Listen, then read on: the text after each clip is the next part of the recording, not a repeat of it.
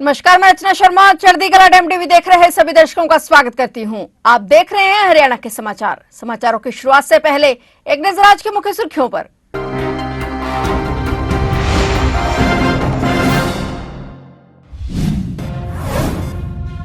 श्री गुरु नानक देव जी का आज प्रकाश पर्व। श्री बंगला साहिब गुरुद्वारा साहिब में सीएम नायब सैनी ने टेका माथा। गुरु पर्व के अवसर पर मुख्यमंत्री ने दी बधाई। सीएम ने प्रदेशवासियों के सुख समृद्धि के लिए की अरदास। क्रिकेटर शेफाली वर्मा को मिला बड़ा सम्मान। हरियाणा महिला आयोग की ब्रांड एम्बेसडर होंगी शेफाली। पंचकुला में रेणु भाटिया ने किया ऐलान। राहुल गांधी ने फोड़ा हाइड्रोजन बम। हरियाणा में 25 लाख वोट चोरी का आरोप। राहुल गांधी ने सीएम सैनी पर भी बोला हमला।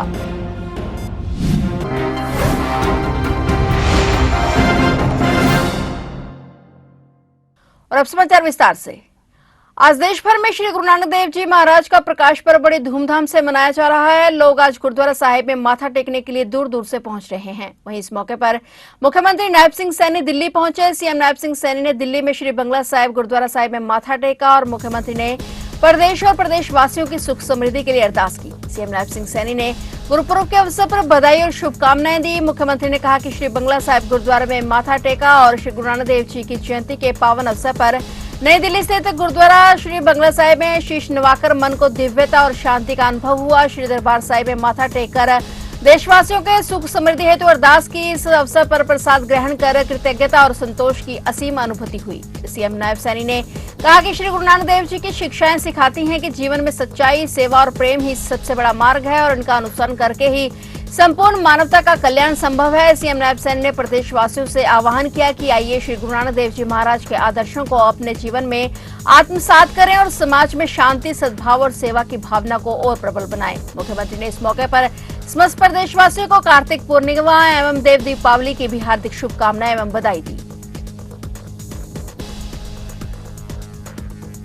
कांग्रेस सांसद लोकसभा में विपक्ष के नेता राहुल गांधी ने आज नई दिल्ली के एआईसीसी मुख्यालय में प्रेस कॉन्फ्रेंस की। राहुल गांधी ने श्री गुरु नानक देव जी महाराज का नाम लेकर प्रेस कॉन्फ्रेंस की शुरुआत की और इस दौरान उन्होंने हरियाणा सरकार को निशाने पर लिया। राहुल गांधी ने कहा कि हम इस बार हरियाणा की बात करने जा रहे हैं। राहुल गांधी ने इस दौरान चुनावी नतीजों पर हाइड्रोजन बम फोड़ा। उन्होंने प्रदेश में 25 लाख वोट चोरी का आरोप लगाया। उन्होंने कहा कि हमें कई राज्यों से वोट चोरी की शिकायत मिली है। हरियाणा एग्जिट पोल में कांग्रेस जीत रही थी। पोस्टल बैलेट में भी कांग्रेस आगे थी और हरियाणा में वोट की चोरी पकड़ी गई। उन्होंने आरोप लगाया कि एक ही नाम की युवती ने 22 बार वोट डाले। उन्होंने कहा कि वोट चोरी का ये ऑपरेशन सेंट्रलाइज था और राहुल गांधी ने कहा कि हरियाणा में 8 में से एक वोटर नकली है। वोटर लिस्ट में एक महिला ने 9 जगह मतदान किया। हरियाणा में एक फोटो पर 100 वोटर हैं और इस दौरान उन्होंने चुनाव आयोग को भी लपेटे में लिया। आयोग पर सरकार का साथ देने का आरोप लगाया।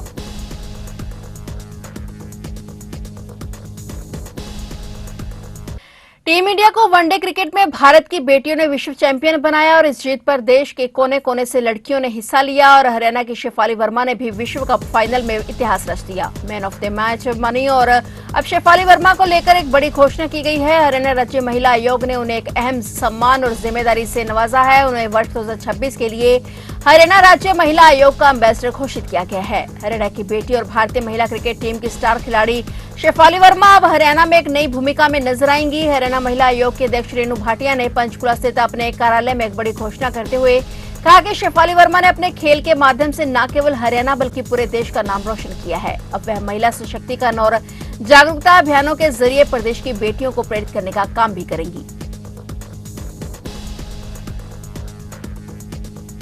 हरियाणा राज्य परिवहन विभाग ने राष्ट्रीय राजधानी क्षेत्र में वायु प्रदूषण नियंत्रण की दिशा में ऐतिहासिक फैसला लिया है। अब प्रदेश के एनसीआर में शामिल सभी 14 जिलों में केवल BS6 मानक की बसों का ही संचालन किया जाएगा। प्रदूषण फैलाने वाली पुराने मॉडल की बसों को तत्काल प्रभाव से एनसीआर से हटा दिया गया है और उन्हें नॉन एनसीआर जिलों में भेजा गया है। विभाग जल्द ही इस बदलाव की आधिकारिक जानकारी वायु गुणवत्ता प्रबंधन आयोग और राज्य सरकार को पत्र के माध्यम से देगा। BS6 बसों को पुराने BS4 या उससे नीचे के मानक की बसों की तुलना में ज्यादा पर्यावरण अनुकूल माना जाता है। BS6 बसों से नाइट्रोजन ऑक्साइड और पार्टिकुलेट मैटर जैसे प्रदूषक तत्वों का उत्सर्जन न्यूनतम होता है। CAQM ने एनसीआर में प्रदूषण फैलाने वाले पुराने डीजल वाहनों पर लगातार सख्ती दिखाई है। हरियाणा रोडवेज का यह निर्णय उन्हीं दिशा निर्देशों के अनुरूप है। पुराने मॉडल की बसों को नॉन एनसीआर क्षेत्रों में भेजने से जहां परिवहन सेवा बाधित नहीं होगी, वहीं एनसीआर के नागरिकों को स्वच्छ हवा मिलेगी। एनसीआर के शहरों में इलेक्ट्रिक बसों को प्राथमिकता दी जाएगी। पुराने मानक वाले वाहनों पर पूर्ण प्रतिबंध लागू किया जाएगा। ये कदम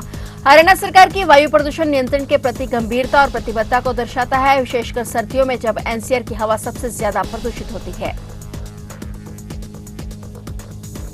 गुरु पूर्णिमा के साथ यमुनानगर में कपाल मोचन मेले का भी आज समापन हो गया है। मंगलवार की रात 12 बजते ही आतिशबाजी शुरू हो गई और श्रद्धालुओं ने श्री गुरु नानक देव जी का प्रकाश पर्व मनाते हुए सरोवर में आस्था की डुबकी लगाई। कपाल मोचन मेले के 5वें और अंतिम दिन स्नान के साथ ही मेले का समापन भी हो गया। मंगलवार रात 12 बजते ही गुरु नानक देव जी की जयंती पर आसमान में आतिशबाजी के साथ प्रकाश पर्व की खुशियां मनाई गई। देश के कोने कोने से पहुंचे श्रद्धालुओं ने सबसे पहले गौबच्चा घाट, ऋण मोचन और उसके बाद सूरजकुंड सरोवर में आस्था की डुबकी लगाई। युवाओं से लेकर महिलाएं और बुजुर्ग लाखों की संख्या में इस मेले में पहचान बने।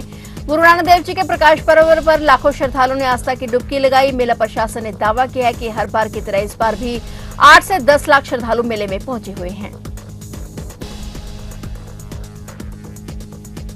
भगवान नामदेव गुमान यात्रा नांदेड़ महाराष्ट्र से आरंभ हुई थी, जो आज धर्मनगरी कुरुक्षेत्र पहुंची। बद्रीनाथ बोकारो की अगुवाई में यह दिल्ली, हरियाणा, पंजाब की यात्रा कर वापस महाराष्ट्र पहुंचेगी और इस यात्रा में शामिल सदस्य ने ऐतिहासिक गुरुद्वारा साहिब छठी पातशाही कुरुक्षेत्र में माथा टेका और इस मौके पर हरियाणा सिख परिवार के अध्यक्ष कमलजीत सिंह अजराना, तेजिंदर सिंह मकर ने यात्रा का स्वागत किया। बोकारो ने हरियाणा सिख गुरुद्वारा मैनेजमेंट कमेटी के प्रधान जगदीश सिंह चिंडा का विशेष तौर पर धन्यवाद किया।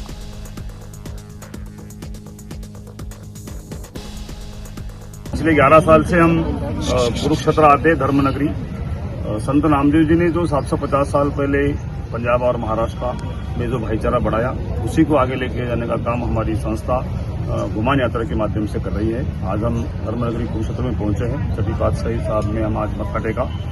यहाँ के जो मेंबर है अजराना जी हमारे मित्र है और एसजीपीसी के पूरी कमेटी ने हमारा पूरा व्यवस्था प्रबंध बहुत अच्छा किया है। और हरियाणा में आने के बाद, पंजाब में आने के बाद अपने घर आया ऐसा लगता है। महाराष्ट्र का बड़ा भाई पंजाब है और हम भी उधर भाई की भूमिका महाराष्ट्र में निभाते हैं। गुरु गोविंद सिंह जी महाराष्ट्र में ना आते थे तो हम लोग भी पंजाब का कभी चेहरा देखने का मौका हमें नहीं मिलता था। गुरु साहब ने बहुत अच्छा संस्कार पंजाब को दिया है।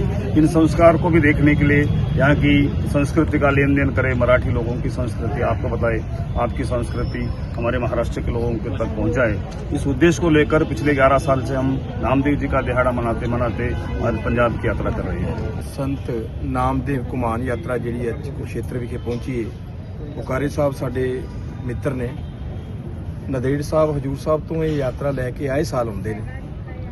ਅਸੀਂ ਧੰਨ ਆਪਣੇ ਆਪ ਨੂੰ ਧੰਨ ਸਮਝਦੇ ਹਾਂ ਕਿ ਇਹ ਸਾਡੇ ਇਹ ਜਿਹੜੇ ਸਹਿਜਧਾਰੀ ਆਪਾਂ ਸਿੱਖਾਂ ਦੀ ਗੱਲ ਕਰ ਰਹੇ ਨਾ, ਇਹ ਨੇ ਸਹਿਜਧਾਰੀ ਜਿਹੜੇ ਗੁਰੂ ਸਾਹਿਬ ਧਾਮਾਂ ਦੇ ਵਿੱਚ ਨਤਮਸਤਕ ਹੋਣ ਵਾਸਤੇ ਆਏ ਸਾਲ ਆਉਂਦੇ ਨੇ। ਉਹ ਗੁਰੂ ਦੀ ਨਗਰੀ ਦੇ ਵਿੱਚੋਂ ਆਉਂਦੇ ਨੇ। ਅਸੀਂ ਇਹਨਾਂ ਦੇ ਚਰਨ ਪਰਸਰ ਕੇ ਆਪਣੇ ਆਪ ਨੂੰ ਧੰਨ ਸਮਝਦੇ ਹਾਂ।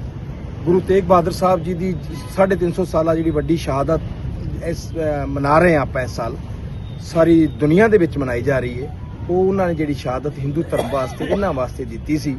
ਤੇ ਕੱਲ ਅਸੀਂ ਹੋਰ ਵੀ ਸੰਤਾਂ ਮਹਾਂਪੁਰਸ਼ਾਂ ਨੂੰ ਮਿਲੇ ਆ ਜਿਨ੍ਹਾਂ ਨੇ ਅੱਜ ਥਾਂ ਤੋਂ ਯਾਤਰਾਵਾਂ ਨਿਕਲ ਰਹੀਆਂ ਨੇ।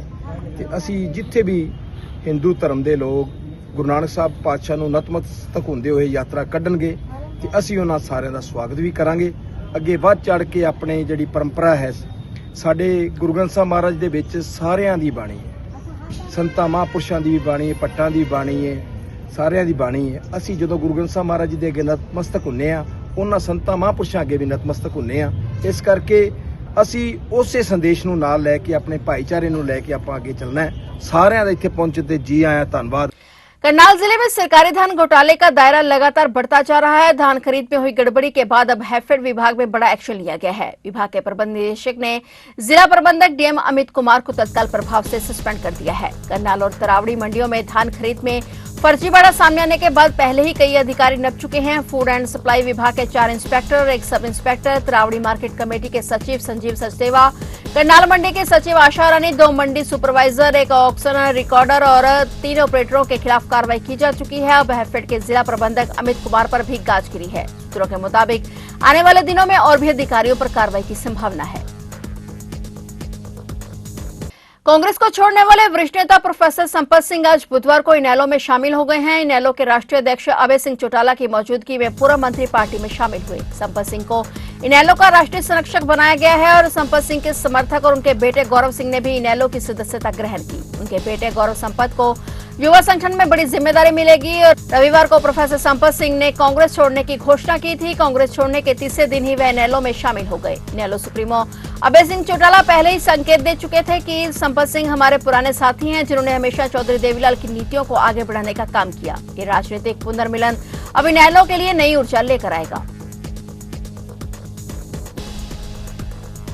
गुरुपुरब पर पांवटा साहिब गुरुद्वारा से माथा टेककर बाइक पर वापस लौट रहे पानीपत के बुजुर्ग की यमुनानगर में सिर पर पेड़ का टहना गिरने से मौत हो गई। बुजुर्ग अपने भतीजे के साथ बाइक पर सवार था। पेड़ का टहना लगने से सिर में गहरी चोट आई, जिससे खून बहने लगा। ऐसे में बाइक चालक भतीजे को राहगीर ने इसके बारे में सूचना दी और बाइक रोककर देखा तो सिर से खून बह रहा था। सूचना मिलते ही डायल 112 मौके पर पहुंची और घायल को अस्पताल लेकर गई, जहां डॉक्टरों ने उसे मृत घोषित कर दिया। शव को कब्जे में लेकर पोस्टमार्टम के बाद परिजनों को सौंप दिया गया। मृतक की पहचान 71 वर्षीय बलबीर सिंह निवासी गांव खोदपुरा पानीपत के रूप में हुई। बलबीर सिंह थर्मल पावर से रिटायर थे और थाना प्रताप नगर से मामले में जांच अधिकारी नवतेज सिंह ने कहा कि सूचना मिलते ही वे मौके पर पहुंचे और शव को कब्जे में लेकर आज बुधवार को पोस्टमार्टम कराकर परिजनों को सौंप दिया गया है। बुजुर्ग की मौत सिर में पेड़ का टहना लगने से हुई है।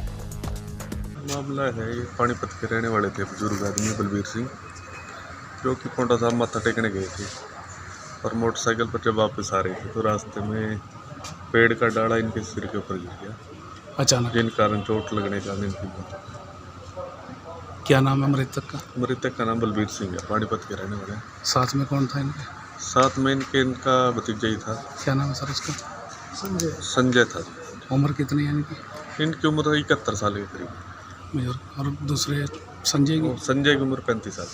अच्छा, क्या करते थे ये उसे थर्मल पावर से रिटायर थे। जाट महासभा करनाल में बीते 13 वर्षों से महासचिव पद पर कार्यरत शमशेर सिंह संधू और पूर्व सदस्यों ने संगठन की कार्यप्रणाली पर गंभीर सवाल उठाए। उन्होंने कहा कि जाट महासभा में मनमानी और असंवैधानिक कार्य हो रहे हैं, जिससे संगठन की साख प्रभावित हो रही है। संधू ने मीडिया कॉन्फ्रेंस में कहा कि 15 नवंबर 2023 को बनाए गए नए कार्यकारिणी सदस्यों में से अधिकतर सदस्य संगठन के सक्रिय सदस्य नहीं हैं। उन्होंने बताया कि वर्ष 2021 में बनी कार्यकारिणी ने भी संस्थापक सदस्य को दरकिनार कर दिया था, जबकि 1994 से 2013 तक जाट भवन का निर्माण करने वाले सदस्यों का योगदान अत्यंत महत्वपूर्ण रहा। इनकी सदस्यता समाप्त कर दी गई, जिससे संगठन के पुराने समर्पित सदस्यों में रोष व्याप्त है। सामाजिक संस्थाएं जैसा कि रोड भवन है, कम्बोज धर्मशाला है, ब्राह्मण धर्मशाला है, इसी तरह से जाट भवन भी सामाजिक संस्थाएं। इनका संचालन जो है ना, निस्वार्थ सेवा भाव से, अगर इनको दीर्घ संचालन करना है, काफ़ी दिनों तक चलाना है, तो निस्वार्थ सेवा भाव से ही इनका संचालन जो है वो तभी हो सकता है। अन्यथा ये जो जनता ने बनाई हैं, इनका कोई लाभ नहीं होगा। और ये सभी संस्थाएं जनता की धरोहर है। मनुष्य है, जन्म सभी नहीं, कुछ मनुष्य जन्म से ही लालची होते हैं। और इन संस्थाएं जो चलती हैं, जब ये चलती हैं, इनके जो संस्थापक हैं, जैसे कि हमारे संधू साहब हैं, जिन्होंने जब ये संस्था बनाई, इसका एक संविधान भी बनाया था कि इनको चलाने के लिए सदस्य बनेंगे और सदस्य की वोट पड़ेगी, तभी इनका संचालन शुरू होता है। लेकिन जैसे कि मैं पहले कह चुका हूँ कि कुछ समाज में लालची आदमी भी होते हैं, जो अपना लालच की वजह से सदस्य बना लेते हैं और फिर बहुमत ले लेते हैं। फिलहाल हरियाणा के समाचारों में इतना ही। और नए समाचारों के साथ फिर से हाजिर होंगे, तब तक के लिए देखते रहिए चढ़ती कला टाइम टीवी।